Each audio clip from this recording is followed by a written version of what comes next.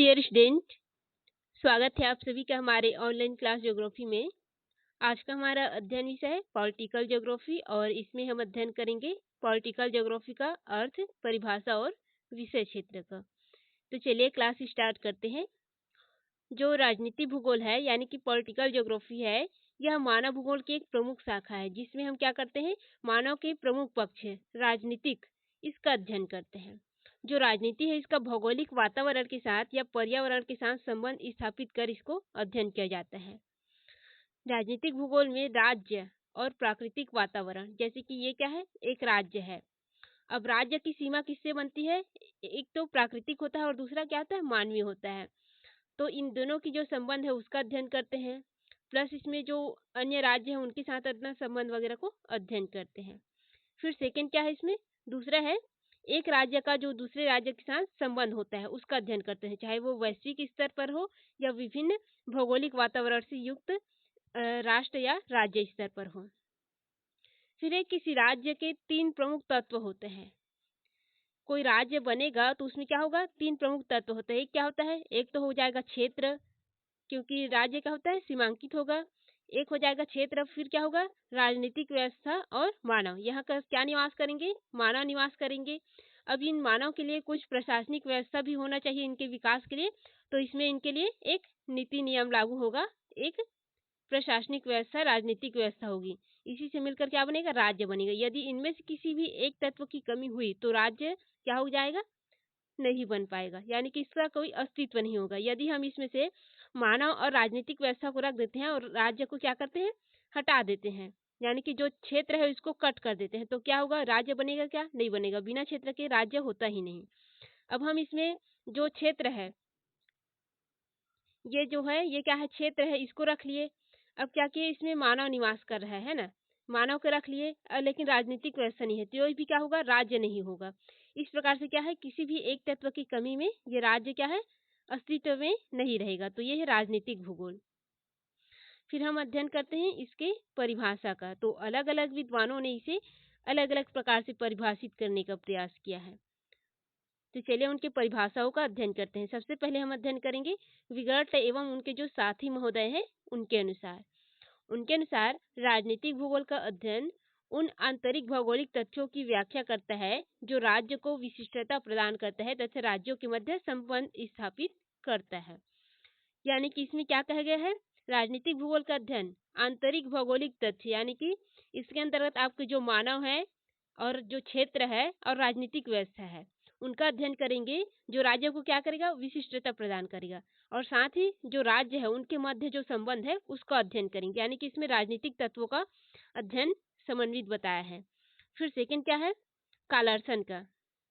उनके अनुसार राजनीतिक भूगोल पृथ्वी एवं राज्य के अंतर संबंध का अध्ययन करता है। पृथ्वी एवं राज्य का मतलब, देखो पृथ्वी के अंदर ये पृथ्वी है, अब इसके अंदर कौन निवास करता है, मानव। अब जब मानव निवास करता है तो इसका क्या होता है, एक सीमांकन होता है, वो क्या कहलाता है, मानव का राज्य, उस मानव का राज्य बन जाता है। तो इस प्रकार से क्या है, इन दोनों के मध्य जो अंतर संबंध है, इनकी जो भौगोलिक पहलू है, इनकी जो सीमाएं वगैरह है, इनका इसके अंतर्गत अध्ययन करते हैं।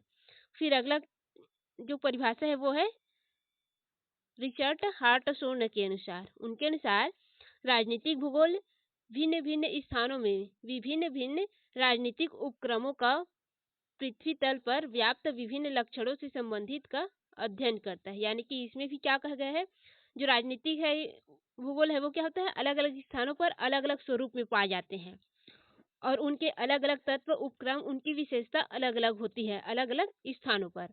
तो जिन स्थानों पर जिस प्रकार की राजनीतिक व्यवस्था होती है उनकी जो विभिन्न लक्षण होता है उनका ही संबंधित अध्ययन करते हैं। यानी कि हम क्या करेंगे, ये हमारा एक एशिया वाला क्षेत्र हो गया और ये क्या है, अमेरिका वाला क्षेत्र हो गया, जिसमें उत्तरी और दक्षिणी अमेरिका दोनों है।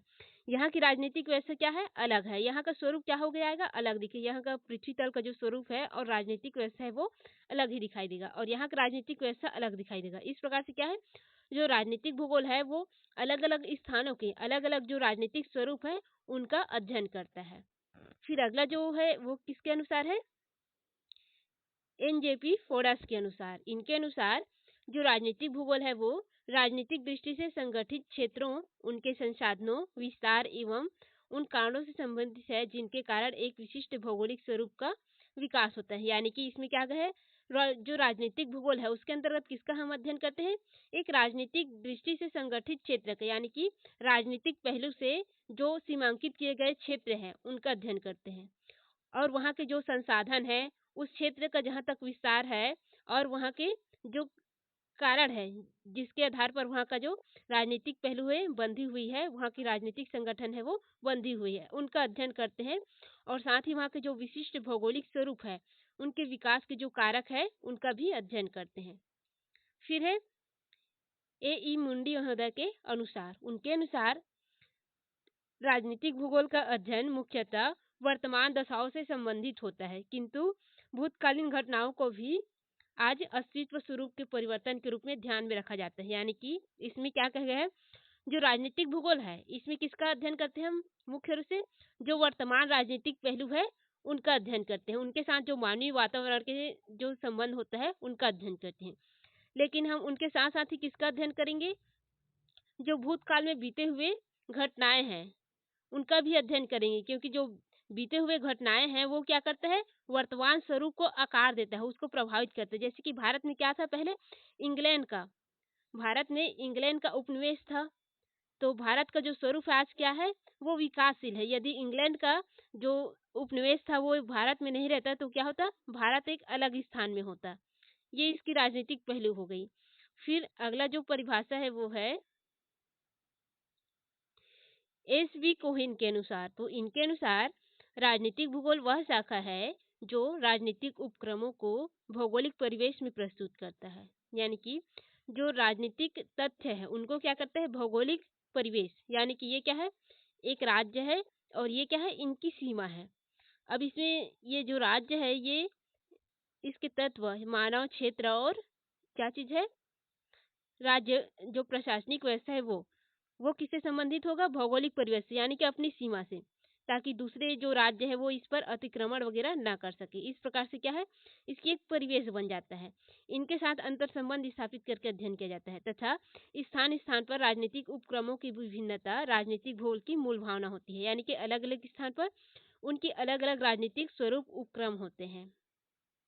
फिर है जीआरवी प्रेसकार्ट के अनुसार, उनके अनुसार राजनीतिक भूगोल राजनीतिक निर्णयों एवं क्रियाओं से उद्भिद भौगोलिक परिणामों से संबंधित है। यानी कि हम क्या इसमें क्या कह सकते हैं, जो राजनीतिक भूगोल है वो क्या है, जो राजनीतिक निर्णय है, यानी कि जो मानव समाज है या राजनीतिज्ञ है उनके द्वारा जो राजनीतिक निर्णय ली जाती है वो, और उनके द्वारा जो राजनीतिक क्रियाएं की जाती है उनका भौगोलिक परिणाम है। तथा उन सभी जो भौगोलिक तत्व जो इसमें यथोचित मान्यता प्रदान की जाती है, जो राजनीतिक क्रियाओं को प्रभावित करता है उनका भी इसमें अध्ययन करते हैं। यानी कि जो हमारे राजनीतिक निर्णय है और राजनीतिक क्रिया है इसको जो प्रभावित करने वाले कारक होगा उसका भी अध्ययन हम किस में करेंगे, इसी में करेंगे। उनका प्रभाव का भी अध्ययन हम किस में करेंगे, इसी में करेंगे, ये बताया है। ठीक, फिर अगला अध्ययन करते हैं हम रिचर्ड मूर के अनुसार। इनके अनुसार राजनीतिक भूगोल राजनीतिक और भौगोलिक उपक्रमों के मध्य संस्थागत अथवा क्षेत्रीय अंतर संबंध को स्पष्ट करता है। यानी कि राजनीतिक क्या है, एक पहलू है, और राजनीतिक भौगोलिक उपक्रम क्या है, वो एक सीमांकित क्षेत्र को दर्शाता है। तो इन दोनों के मध्य जो संस्थागत हो या स्थानगत हो या किसी भी प्रकार का क्षेत्रीय अंतर संबंध हो उसको क्या करेगा, वो स्पष्ट करता है।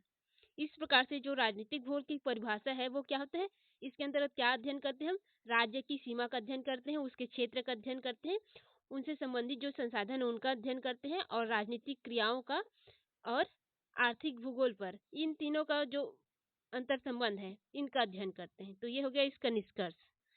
अब हम अध्ययन करते हैं इसका विषय क्षेत्र।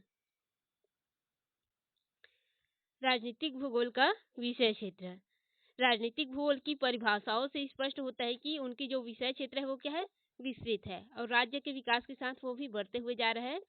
जो राजनीतिक भूगोल है इसके अंतर्गत राज्य और जो प्राकृतिक वातावरण है इनका संबंध का अध्ययन किया जाता है। तो चलिए अध्ययन करते हैं कि राजनीतिक भूगोल का विषय क्षेत्र के अंतर्गत किन किन तथ्यों को सम्मिलित किया गया है। फर्स्ट इसका विषय क्षेत्र है राज्य के भौगोलिक स्वरूप का अध्ययन इसके अंतर्गत, राज्य के भौगोलिक विस्तार का अध्ययन इसके अंतर्गत किया जाता है और वातावरण एवं राजनीतिक सीमाओं का अध्ययन इसके अंतर्गत किया जाता है। यदि अलग अलग पॉइंट बनाएंगे तो इसमें बन जाएगा राज्य के भौगोलिक स्वरूप का अध्ययन, ये अलग पॉइंट बन जाएगा। फिर राज्य का भौगोलिक विस्तार का अध्ययन, ये अलग बन जाएगा, यानी कि ये क्या है, स्थिति विस्तार को बता रहा है, ये उसका स्वरूप कैसा है इसको बता रहा है। आंतरिक या बाह्य स्वरूप, दो स्वरूप होता है ना सभी का, इसको बताएंगे। फिर क्या है, वातावरण एवं राजनीतिक सीमाओं का अध्ययन, अंतर संबंध को बता रहा है ये, यानी कि 3 पॉइंट यहाँ से बन गया। फिर अगला जो विषय क्षेत्र है सेकेंड में, वो देखते हैं। अगला जो विषय क्षेत्र है वो है प्राकृतिक संसाधनों का अध्ययन, यानी कि जो राजनीतिक भूगोल है इसमें किसी राज्य की प्राकृतिक संसाधनों का अध्ययन करते हैं। फिर इसके अंतर्गत क्या है, राज्य के जो खनिज है, इसमें कृषि वगैरह है, परिवहन है, अन्य आर्थिक संसाधन है, इनका अध्ययन करते हैं। फिर अगला विषय क्षेत्र है राज्य की जनसंख्या का अध्ययन। राजनीतिक भूगोल का जो एक तत्व क्या है, मानव है, तो इसमें हम क्या करेंगे, उस मानव का अध्ययन करेंगे। इसके अंतर्गत राज्य की जो जनसंख्या है उसकी सामाजिक और प्रजाति स्वरूप का अध्ययन सम्मिलित है, जिसमें धर्म, भाषा, जाति आदि जो तत्व है इनका अध्ययन करते हैं। फिर अगला क्या है, राजनीतिक समझौते का अध्ययन। मानव क्या करता है, एक निश्चित क्षेत्र में निवास करता है, एक अलग अलग सीमा में निवास करते हैं, उनके मध्य जो सीमा बनता है उसमें इनकी क्या होती है, अलग अलग समझौताएं हुए रहते हैं। तो इनका भी अध्ययन किसमें करते हैं, राजनीतिक भूगोल के अंतर्गत करते हैं। फिर अगला जो विषय क्षेत्र है वो है विश्व की राजनीतिक घटनाओं का अध्ययन। राजनीतिक भूगोल के वर्तमान की जो घटना है, विश्व की राजनीतिक घटनाओं का जो भौगोलिक अध्ययन है वो इसी के अंतर्गत करते हैं। फिर है भौगोलिक उपक्रमों का अध्ययन। इसमें क्या किसका अध्ययन करते हैं, जो राजनीतिक भूगोल है उसमें भौगोलिक जो उपक्रम है, स्वरूप है, तत्व है, उनका अध्ययन किया जाता है। फिर क्या है, निर्वाचन का अध्ययन। राजनीतिक भूगोल में निर्वाचन का अध्ययन करते हैं, जिसके अंतर्गत जो निर्वाचन है उसको प्रभावित करने वाले जो भौगोलिक तथ्य है उनके साथ साथ ही जो निर्वाचन परिणाम है उनका विश्लेषण, मानचित्रणकरण, जो मानचित्रीकरण वगैरह है, उनके व्यवहारात्मक पक्ष है उनका भी विवेचन इसमें करते हैं। फिर अगला विषय क्षेत्र है अंतर्राष्ट्रीय संगठनों का अध्ययन। अंतर्राष्ट्रीय संगठनों की जो व्यवहारिक भूमिका है राजनीतिक भूगोल का मुख्य विषय क्षेत्र है। तो ये सभी इसका क्या है, अध्ययन क्षेत्र है।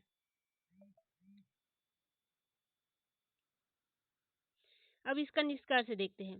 संक्षेप में राजनीतिक भूगोल राज्य की समस्त गतिविधियों, राज्य के अंतर संबंधों, क्षेत्रीय सहयोग एवं विश्व संगठन का अध्ययन करता है। तो ये हो गया इसका निष्कर्ष राजनीतिक भूगोल के विषय क्षेत्र का।